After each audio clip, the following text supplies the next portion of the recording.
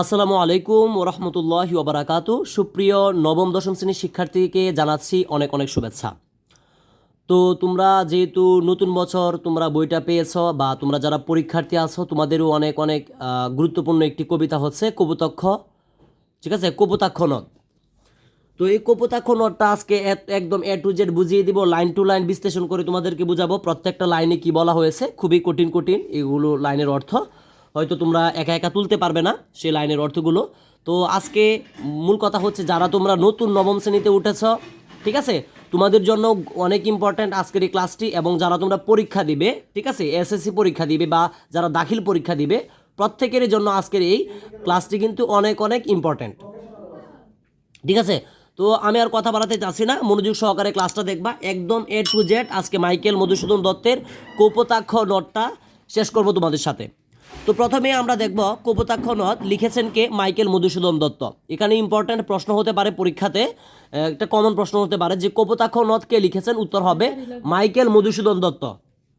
তো আমরা যদি একটু দেখি যে মাইকেল মধুসূদন দত্ত সম্পর্কে আমাদের প্রথমে জানতে হবে, যেহেতু এই কবিতাটা তিনি লিখেছেন। আর মাইকেল মধুসূদন দত্ত কিন্তু বাংলা দেশের কিন্তু একজন প্রখ্যাত কবি ছিলেন। তো আমরা একটু তার কবি পরিচিতিটা পড়ে নিব। আমি যেখানে বলবো সেখানে তোমরা দাগাবা। মধুসূদন দত্ত 1824 খ্রিস্টাব্দে 25শে জানুয়ারি যশোর জেলার সাগরদাড়ি গ্রামে জন্মগ্রহণ করেন। ভেরি ভেরি ইম্পর্ট্যান্ট, ঠিক আছে।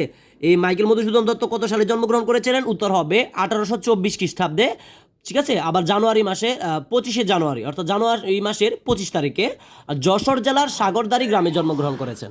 অর্থাৎ যশোর একটা জেলা, তো যশোর জেলার সাগরদাড়ি গ্রাম, সাগরদাড়ি একটি গ্রামের নাম, সেই গ্রামে মাইকেল মধুসূদন দত্ত জন্মগ্রহণ করেছেন, ঠিক আছে। ইনশাল্লাহ এ টু জেড বুঝাবো, লাইন টু লাইন বুঝাবো। মনোযোগ সহকারে সামনে বইটা নিয়ে বসো, যেখানে বলবো দাগানোর জন্য সেখানে দাগাবা। স্কুল জীবনের শেষে তিনি কলকাতার হিন্দু কলেজে ভর্তি হন, ঠিক আছে। তো তিনি যখন স্কুল জীবন শেষ করেন, স্কুল বলতে আমরা জানি 1 থেকে 10 পর্যন্ত যে সময়টা, সেটাকে আমরা স্কুল জীবন বলি। তো স্কুল জীবন শেষে তিনি কলকাতার হিন্দু কলেজে ভর্তি হন, অর্থাৎ কলকাতার একটা হিন্দু কলেজ আছে, সেখানে মাইকেল মধুসূদন দত্ত ভর্তি হন। এই কলেজে অধ্যয়নকালে ইংরেজি সাহিত্যের প্রতি তার তীব্র অনুরাগ জন্মে। অর্থাৎ যখন এই কলেজে তিনি পড়েন তখন তিনি আহ, আহ, সাহিত্যের প্রতি তার তীব্র অনুরাগ জন্মে, অর্থাৎ তার ইংলিশের প্রতি আগ্রহ জন্মে বা ভালোবাসা জন্মে। 1843 খ্রিস্টাব্দে তিনি খ্রিস্ট ধর্মে দীক্ষিত হন, অর্থাৎ 1843 খ্রিস্টাব্দে তিনি খ্রিস্টান হয়ে যান, এটা আর কি এখানে বলা হচ্ছে। তো এখানে ইম্পর্ট্যান্ট, এটা ভালো করে দাগাও যে কত সালে মাইকেল মধুসূদন দত্ত কত সালে খ্রিস্ট ধর্মে দীক্ষিত হয়েছিলেন? উত্তর হবে 1843 খ্রিস্টাব্দে মাইকেল মধুসূদন দত্ত খ্রিস্ট ধর্মে দীক্ষিত হয়েছিলেন, ঠিক আছে। এখানে ভেরি ভেরি ইম্পর্ট্যান্ট, এটা একদম মনে রাখবা, ঠিক আছে, যাতে আজীবন মনে থাকে আজকের এই ক্লাসের পর থেকে, যে মাইকেল মধুসূদন দত্ত 1843 খ্রিস্টাব্দে খ্রিস্ট ধর্মে দীক্ষিত হয়েছিলেন। আশা করি বুঝতে পেরেছ। তারপরে দেখো, তখন তার নামের প্রথমে যুগ হয় মাইকেল, অর্থাৎ তার মানে আমরা যেটা বুঝতে পারলাম, মাইকেল কখন যুক্ত হয়? যখন মাইকেল মধুসূদন দত্ত 1843 খ্রিস্টাব্দে তিনি খ্রিস্ট ধর্মে দীক্ষিত হয়েছিলেন, তখন তার নামের সাথে যুক্ত হয়েছে, তার নামের পূর্বে মাইকেল যুক্ত হয়েছে। তার মানে আমরা কি বুঝতে পারলাম? মাইকেল মধুসূদন দত্তের কিন্তু প্রথমে নাম ছিল মধুসূদন দত্ত, কিন্তু যখন তিনি 1843 খ্রিস্টাব্দে খ্রিস্ট ধর্মে দীক্ষিত হয়েছিলেন, তখন কিন্তু তার নামের পাশে মাইকেল শব্দটি যুক্ত করা হয়। আশা করি বুঝতে পারছো। তারপরে দেখো, পাশ্চাত্য জীবনযাপনের প্রতি প্রবল আগ্রহ এবং ইংরেজি ভাষা ও সাহিত্যের অভিজ্ঞতায় তার এই ভুল ভেঙেছিল। তো তারপরে দেখো যে বাংলা ভাষায় কাব্য রচনার মধ্য দিয়ে তার কবি প্রতিভার যথার্থ স্ফূর্তি ঘটে। অর্থাৎ তিনি বাংলা ভাষায় কাব্য রচনার মাধ্যমে, অর্থাৎ বাংলা রচনায় তিনি কাব্য রচনার মধ্যে দিয়ে কিন্তু তার যে কবি প্রতিভাটা যথার্থ স্ফূর্তি ঘটে, বা তিনি কিন্তু মানে এটা সমগ্র সব জায়গায় ছড়িয়ে পড়ে, তার সুনাম ছড়িয়ে পড়ে, এটাই আর কি। তারপরে দেখো, এটা একটু দাগাতে হবে তোমাদের, যে এই জায়গাটা দাগাবা যে বাংলা ভাষায় কাব্য রচনার মধ্য দিয়ে, ঠিক আছে, পরীক্ষায় থাকতে পারে। তার কবি প্রতিভা যথার্থ স্ফূর্তি কিভাবে ঘটে? উত্তর হবে বাংলা ভাষায় কাব্য রচনার মধ্য দিয়ে। আশা করি এটাও বুঝতে পেরেছ। তারপরে দেখো, তার অমর কীর্তি মেঘনাদবধ কাব্য। তার অমর কীর্তি হচ্ছে মেঘনাদবধ কাব্য। সব থেকে গুরুত্বপূর্ণ প্রশ্ন হচ্ছে এটা, ভেরি ভেরি ইম্পর্ট্যান্ট, সবসময় এটা তোমাদের লাগবে যখন তোমরা ভার্সিটি পরীক্ষা দিবা বা যে কোনো প্রতিযোগিতামূলক প্রশ্নে কিন্তু এটা থাকতে পারে যে মাইকেল মধুসূদন দত্তের অমর কীর্তি কোনটি? উত্তর হবে, বা অমর কাব্য কোনটি? উত্তর হবে মেঘনাদবধ কাব্য হচ্ছে মাইকেল মধুসূদন দত্তের অমর কীর্তি, ভেরি ভেরি ইম্পর্ট্যান্ট, ভালো করে এটা দাগাতে হবে। তারপরে দেখি তার অন্যান্য কাব্য তিলোত্তমা সম্ভব কাব্য, বীরাঙ্গনা কাব্য, ব্রজাঙ্গনা কাব্য ও চতুর্দশপদী কবিতাবলী। এটি মনে রাখতে হবে তার অন্যান্য কাব্যগুলো কি কি। এখান থেকে যে একটু এটা দাগানোর কোনো প্রয়োজন নাই, এটা তোমরা শিখে নিবা যে তার যে গুরুত্বপূর্ণ যে কাব্যগুলো রয়েছে এগুলো একটু মুখস্থ রাখবা, পরীক্ষা এগুলো থাকতে পারে। তারপরে দেখো তার নাটক, অর্থাৎ তিনি নাটকও লিখেছেন কৃষ্ণকুমারী, শর্মিষ্ঠা, পদ্মাবতী এবং প্রহসন, একে কি বলে সভ্যতা ও বুড়ো শালিকের ঘাড়ে রো। বাংলা কাব্যে অমিত্রাক্ষর, ছন্দ এবং সনের প্রবর্তন করে তিনি যোগ করেছেন নতুন মাত্রা। ঠিক আছে, এটা এখানে গুরুত্বপূর্ণ, এটাও দাগাতে হবে, প্রত্যেকেরই আমি বলবো এটা দাগাবা, যে বাংলা কাব্য অমিত্রাক্ষর, ছন্দ এবং সনেট প্রবর্তন করে তিনি যোগ করেছেন নতুন মাত্রা। আসতে পারে যে বাংলা কাব্যে অমিত্রাক্ষর, ছন্দ এবং সনেট প্রবর্তন করেছেন কে, উত্তর হবে কিন্তু মাইকেল মধুসূদন দত্ত। ঠিক আছে, এটা অনেকভাবে ঘুরিয়ে ফিরিয়ে প্রশ্নটা আসতে পারে, তো এটা তোমরা মনে রাখলে কিন্তু এটা পারবা। ঠিক আছে, এগুলো মুখস্থ করার কোনো দরকার নেই, বুঝে বুঝে পড়লে এগুলো মনে থাকবে। এবং তিনি মৃত্যুবরণ করেছে 1873 খ্রিস্টাব্দে 29শে জুন কবি পরলোক গমন করেন, অর্থাৎ পরলোক মানে তিনি মৃত্যুবরণ করেছে 1873 খ্রিস্টাব্দে। তো এখানে আমরা যেটা কবি পরিচিতি পড়ে যেটা বুঝতে পারলাম, এখানে যেগুলো ইম্পর্টেন্ট তার জন্মটা এবং মৃত্যুটা তার গুরুত্বপূর্ণ রয়েছে, এবং তিনি কোন গ্রামে জন্মগ্রহণ করেছে এটা গুরুত্বপূর্ণ রয়েছে, কোন জেলায় জন্মগ্রহণ করেছে এটাও গুরুত্বপূর্ণ রয়েছে, এবং তিনি কত সালে খ্রিস্ট ধর্মে দীক্ষিত হন, এটা উত্তর হবে 1843 খ্রিস্টাব্দে। এবং যখন 1843 খ্রিস্টাব্দে তিনি খ্রিস্ট ধর্মে দীক্ষিত হয়েছিলেন তখনই কিন্তু তার নামের সাথে তার নামের পূর্বে মাইকেল শব্দটি যুক্ত করা হয়। কিন্তু আমরা যেটা বুঝতে পারলাম তার মানে তার নামটা কিন্তু প্রথমে ছিল মধুসূদন দত্ত, কিন্তু যখনই তিনি 1843 খ্রিস্টাব্দে খ্রিস্ট ধর্মে দীক্ষিত হলেন তখনই কিন্তু তার নামের পূর্বে মাইকেল শব্দটি যুক্ত করা হয়। এবং তার অমর কীর্তির মধ্যে রয়েছে মেঘনাদবধ কাব্য, এটা মনে রাখবা।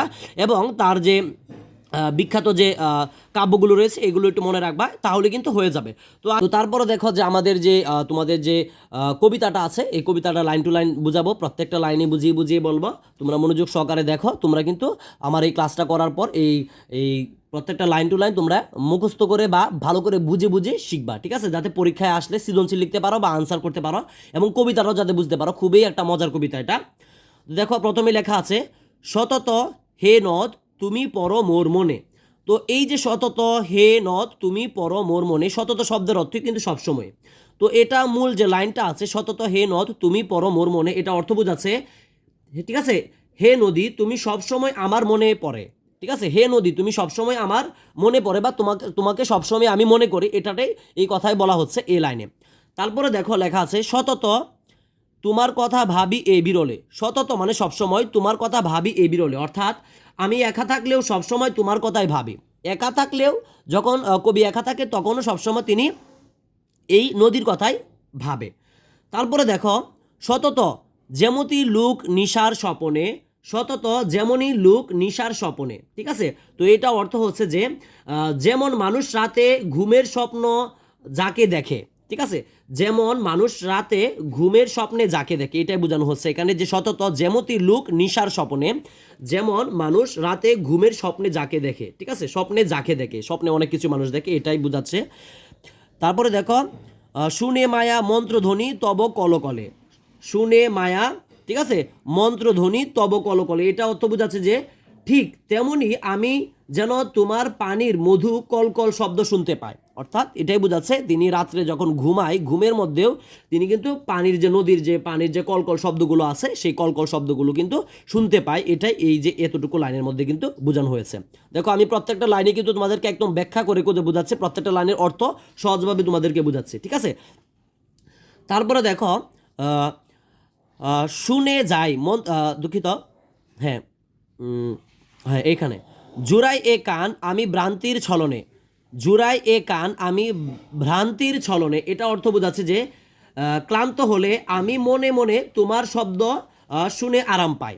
যখন বোঝাচ্ছে যে জুড়াই এ কান আমি ভ্রান্তির ছলনে, এই অর্থ এই লাইনটার অর্থ বোঝাচ্ছে যে ক্লান্ত হলে আমি মনে মনে তোমার শব্দ শুনে আরাম পাই। অর্থাৎ যখন সে ক্লান্ত হয়, মানে একটু মানে তিনি ক্লান্ত বলতে আর কি যখন সে দুর্বল হয়ে যায় তখন সে তিনি কিন্তু মনে মনে সেই শব্দগুলো শুনে, মানে যে নদীর কলকল শব্দগুলো তার মনের মধ্যে শুনে, ঠিক আছে, অনুভব করে সে কিন্তু আরাম পায়, এটা এখানে বোঝাচ্ছে। তারপরে দেখো এখানে একটা গুরুত্বপূর্ণ লাইন, খুবই ইম্পর্ট্যান্ট। বহু দেশ দেখে আছি বহু নদ দলে, বহু দেশ দেখে আছি বহু নদ দলে, এটার যেটা কথা, আমি অনেক দেশ অনেক নদী দেখেছি, এটার অর্থই হচ্ছে বহু দেশ দেখে আছি বহু নদ দলে, অর্থাৎ সে অনেক দেশে অনেক নদী দেখেছে, মাইকেল মধুসূদন দত্ত বলছে এটা। তারপরে দেখো, কিন্তু এ স্নেহের তৃষ্ণা মিটে কার জলে, কিন্তু এ স্নেহের তৃষ্ণা মিটে কার জলে, একটা প্রশ্নবোধক চিহ্ন দিয়েছে কিন্তু এখানে। কিন্তু এটা বলা হয়েছে যে কিন্তু এ স্নেহের তৃষ্ণা মিটে কার জলে, এটা অর্থ হচ্ছে কিন্তু কোনো নদীর জল আমার এই ভালোবাসা তৃষ্ণা মেটাতে পারেনি, কোনো নদীর জল আমার এই ভালোবাসা তৃষ্ণা মেটাতে পারেনি। এটা মূলত বোঝাচ্ছে যে মাইকেল মধুসূদন দত্ত যে কপোতাক্ষ নদের কথাই কিন্তু এই যে কবিতাটার নামে লিখেছে যে কপোতাক্ষ নদ, অর্থাৎ সে বলছে যে বহু দেশ দেখিয়াছি বহু নদ দলে, অর্থাৎ বিভিন্ন দেশের মধ্যে অনেক নদী দেখেছে, কিন্তু এ স্নেহের তৃষ্ণা মিটে কার জলে, অর্থাৎ এই যে কপোতাক্ষ নদ, কপোতাক্ষ নদের মতো সে কোনো নদী কখনো পায় নাই, ঠিক আছে। কিন্তু কোনো নদীর জল আমার এই ভালোবাসা তৃষ্ণা মিটাতে পারেনি, অর্থাৎ কোনো নদী তাকে সেই ভালোবাসার তৃষ্ণাটা মিটাতে পারে না কপোতাক্ষ, ঠিক আছে, কপোতাক্ষ নদের মতো। তারপরে দেখো, দুগ্ধ স্রোতরূপী তুমি জন্মভূমি স্থলে, ঠিক আছে, এটা অর্থ হচ্ছে এই লাইনটার দুগ্ধ স্রোতরূপী তুমি জন্মভূমির স্থনে, এটা অর্থ বোঝাচ্ছে যে তুমি আমার জন্মভূমির বুকের দুধের মতো পবিত্র এবং আপন নদী, ঠিক আছে। তো দুগ্ধ স্রোতরূপী তুমি জন্মভূমির স্থনে, দুগ্ধ মানে হচ্ছে দুধ আর কি, স্রোতরূপী তুমি জন্মভূমির স্তনে। তো দেখো কবি এটাকে এই লাইনটার মাধ্যমে কি বোঝাচ্ছে, এটা মূল কথা বোঝাচ্ছে যে তুমি আমার জন্মভূমির বুকের দুধের মতো পবিত্র ও আপন নদী, অর্থাৎ সে এই নদীটাকে এত ভালোবাসে এবং এত গুরুত্ব দিচ্ছে এবং এত পবিত্র মনে করছে তার জন্মভূমির, ঠিক আছে, সাথে তুলনা করে। তারপরে দেখো আমরা পরের লাইনটা দেখব, একদম ইনশাল্লাহ তোমাদের ক্লিয়ার হয়ে যাবে ইনশাল্লাহ, আমি আশা করতে পারি। আমি একটু ক্যামেরাটা পিছনে নিচ্ছি, খুবই সহজভাবে প্রত্যেকটা লাইন ব্যাখ্যা করে তোমাদেরকে বোঝাচ্ছি একদম তোমাদের বই থেকে, যাতে তোমরা বুঝতে সহজ হয়। দরকার হলে তোমরা সাইডে তোমরা খাতায় লিখে রাখবা, ঠিক আছে। তারপরে দেখো আমরা তারপরের লাইনটা দেখি, আর কি হে হবে দেখা যতদিন যাবে, কবি বলছে আর কি হে হবে দেখা যতদিন যাবে, এটা অর্থ জানি না আর তোমাকে দেখা হবে কি না যতদিন যাবে, অর্থাৎ এই যে মাইকেল মধুসূদন দত্ত এই কবিতাটা লিখেছিলেন কপোতাক্ষ নদ, এটা কিন্তু তিনি বিদেশে যাওয়ার পর লিখেছিলেন, ঠিক আছে, তিনি যখন ব্যতীত হয়েছিলেন তখন কিন্তু সেটা লিখেছিলেন, ঠিক আছে। তো এটা মূলত এখানে বোঝাচ্ছে যেটা যে আর কি হবে দেখা যত দিন যাবে, অর্থাৎ কবি বলছে যে আমি তো আরও অনেক দিন চলে যাবে, আমার মনে হয় না যে তোমাকে আর কখনো পাবো, এটাই সে মনে মনে ভাবছে, কল্পনা করছে, আমি কি আর তোমাকে দেখতে পাবো, তোমার সাথে কি আর কখনো দেখা করতে পারবো, এটা কবি আর কি সে ভাবছে। তারপরে দেখো, প্রজারূপে রাজরূপ, ঠিক আছে, প্রজারূপে রাজরূপ সাগরে দিতে, ঠিক আছে, এটা অর্থ বোঝাচ্ছে যে বিদেশে রাজরোষে পরে আমাকে সাগরের ধারে থাকতে হচ্ছে, এটাই বুঝছি আর কি, যে বিদেশে আর কি বুঝছি যে বিদেশে, ঠিক আছে, রাজরোষে পরে আমাকে সাগরের ধারে থাকতে হচ্ছে, ঠিক আছে, এটা লাইনটা হচ্ছে এটা। তারপরের লাইনটা আমরা দেখি, ঠিক আছে। তারপরে দেখো যে বাড়িরূপ বাড়িরূপ তুমি করো তুমি এ মিনতি গাবে, ঠিক আছে, খুবই কঠিন কঠিন লাইন, যদি ব্যাখ্যা করে না বুঝতে পারো বা অর্থ না বুঝতে পারো একদম সৃজনশীল লিখতে পারবে না, তোমাদের বুঝতেই হবে। তো যে এটা বাড়িরূপ করো তুমি এ মিনতি গাবে, তো এটা অর্থ হচ্ছে যে আমি অনুরোধ করি তুমি আমার কাছে ঘরের মতো আপন হয়ে থাকো, অর্থাৎ এই কথাটা মাথায় রাখতে হবে, প্রত্যেকটা কথাই কিন্তু কপোতাক্ষ নদকে বলছে, অর্থাৎ ভারী রব করো তুমি এই মিনতি গাবে, এটা অর্থ হচ্ছে যে আমি অনুরোধ করি তুমি আমার কাছে ঘরের মতো আপন হয়ে থাকো, অর্থাৎ ঘর যেমন আপন থাকে একটা মানুষের, সেমন এই নদীটাও যাতে তার আপন হয়ে থাকে, মানে মাইকেল মধুসূদন দত্তের। তারপরে দেখো, বঙ্গজ জনের কানে সুখে সখা রীতি, ঠিক আছে, বঙ্গজ জনের কানে সুখে সখা রীতি, তো এটা অর্থ বোঝাচ্ছে যে বাংলার মানুষের কানে সকাল সন্ধ্যায় নাম তার এ প্রবাসে মজি প্রেম ভাবে, ঠিক আছে, নাম তার এ প্রবাসে মজি প্রেম ভাবে, এটা অর্থ যেটা বোঝাচ্ছে যে এই লাইনটার অর্থ যে তোমার নাম শুনে আমি এই প্রবাসে আবেগে ভেসে যাই, তোমার নাম শুনে আমি এই প্রবাসে আবেগে ভেসে যাই, অর্থাৎ সে প্রবাস বলতে আর কি বিদেশ থাকলে প্রবাসে বলা হয়। তো তোমার নাম ভেবে আমি তোমার নাম শুনে আমি এই প্রবাসে আবেগে ভাসি, এটাই এখানে বলা হচ্ছে। তারপরে দেখো যে লইছে যে নাম তব বঙ্গের সঙ্গীতে, লইছে যে নাম তবে বঙ্গের সঙ্গীতে, বাংলার গানে আজও তোমার নাম ধ্বনিত হয়। ঠিক আছে, বাংলার লইছে যে নাম তব বঙ্গের সঙ্গীতে, বাংলার গানে এখনো তোমার নাম, ঠিক আছে, উচ্চারিত হয়। এটা কিন্তু এখানে মাইকেল মধুসূদন দত্ত বলেছে। তো দেখো যারা স্টুডেন্ট তোমরা এতক্ষণ পর্যন্ত এই কপোতাক্ষ নদ কবিতাটি দেখেছো, আশা করতে পারি যে আজকে তোমাদেরকে এ টু জেড প্রত্যেকটা লাইন টু লাইন আমি অর্থ বুঝিয়ে দিয়েছি, প্রত্যেকটা লাইনের অর্থ তোমাদেরকে বুঝিয়ে দিয়েছি। ঠিক আছে, তো এখানে কিন্তু প্রত্যেকটা বিষয়ে কিন্তু আমি তোমাদেরকে বুঝিয়ে দিয়েছি, প্রত্যেকটা লাইন আবার ব্যাখ্যা করেও বুঝিয়েছে। তো তারপরেও বলবা অবশ্যই কমেন্টে যে ক্লাসটি কেমন হয়েছে। এছাড়াও যদি তোমরা অন্য অন্য যে কী ক্লাসটাও আমাকে অবশ্যই কমেন্টে জানাবে। এছাড়াও প্রত্যেকটা ক্লাসে কিন্তু তোমরা ইতিমধ্যে আমার ইউটিউব চ্যানেলে পাচ্ছ, ইনশাল্লাহ পেতে থাকবে। এবং তোমরা যদি কোনো জায়গায় কোনো লাইন বুঝতে অসুবিধা হয় আমাকে কমেন্টে জানিও, আমি চেষ্টা করেছি প্রত্যেকটি লাইন ব্যাখ্যা করে বোঝানোর জন্য। এবং আমরা ভিডিও খুব শেষ প্রান্তে এসে পড়েছি। তো শেষ প্রান্তে যাওয়ার আগে আমি বলবো যে তোমরা অবশ্যই এখানে যে শব্দার্থ ও টিকাগুলো রয়েছে অবশ্যই ভালো করে দেখবা। শব্দটা শব্দের অর্থ হচ্ছে সর্বদা, ঠিক আছে, বিরলে মানে একান্ত, নিরিবিলিতে, নিশা, রাত্রি, এগুলো একটু ভালো করে দেখবা। এবং পাঠ পরিচিতিটা ভেরি ভেরি ইম্পর্ট্যান্ট। তোমাদের সৃজনশীল লেখার ক্ষেত্রে এই পাঠ পরিচিতিটা অবশ্যই জানতেই হবে, তা না হলে কিন্তু সৃজনশীল তোমরা লিখতে পারবে না। সৃজনশীল শব্দের অর্থ কিন্তু সৃজন করা বা সৃষ্টি করা। যখন তুমি এগুলো ভালো করে পড়তে পারবা তখন কিন্তু তুমি সৃষ্টি করতে পারবা অনেক। তো একটু আমি এখানে তোমাদেরকে বলবো, এখানে ইম্পর্টেন্ট হচ্ছে কপোতাক্ষ নদ কবিতাটি কবির চতুর্দশপদী কবিতাবলী থেকে গৃহীত হয়েছে, এটা একটু ভালো করে পড়বা। ঠিক আছে, তো এইখানে এটা আমি কিছু বলতে চাচ্ছি না, ঠিক আছে, তোমরা একটু এটা পড়ে নিবা। এই কবিতায় কবির স্মৃতিকাতরতার আবরণে তার উত্তোজ্জ্বল দেশপ্রেম প্রকাশিত হয়েছে। অর্থাৎ মূল কথা, এই পাঠ পরিচিতিটার যে মূল কথা সেটা হচ্ছে এই কবিতার মাধ্যমে মাইকেল মধুসূদন দত্তের যে দেশের প্রতি কতটুকু ভালোবাসা, ঠিক আছে, মূলত কিন্তু দেশের প্রতি ভালোবাসাটাই কিন্তু এসেছে। ঠিক আছে, এটা কিন্তু মূলত কপোতাক্ষ নদ থাকলেও কিন্তু মূলত দেশের প্রতি ভালোবাসায় কিন্তু এখানে ফুটে উঠেছে। তো যারা এতক্ষণ পর্যন্ত ক্লাসটা দেখেছো তোমাদেরকে অনেক অনেক ধন্যবাদ। এবং সামনে কোন ক্লাসটা অবশ্যই আমাকে কমেন্টে জানাবে। ঠিক আছে, ইনশাল্লাহ আমি চেষ্টা করেছি কিন্তু আজকে এই ক্লাসটি তোমাদের সাথে সম্পূর্ণ সুন্দর করে দেওয়ার, যাতে তোমরা পরীক্ষায় খুব ভালো করে লিখতে পারো, বা যারা নতুন নবম শ্রেণীতে উঠেছো তোমরা যাতে ভালো করে বুঝতে পারো এই মাইকেল মধুসূদন দত্তের কপোতাক্ষ নদটি।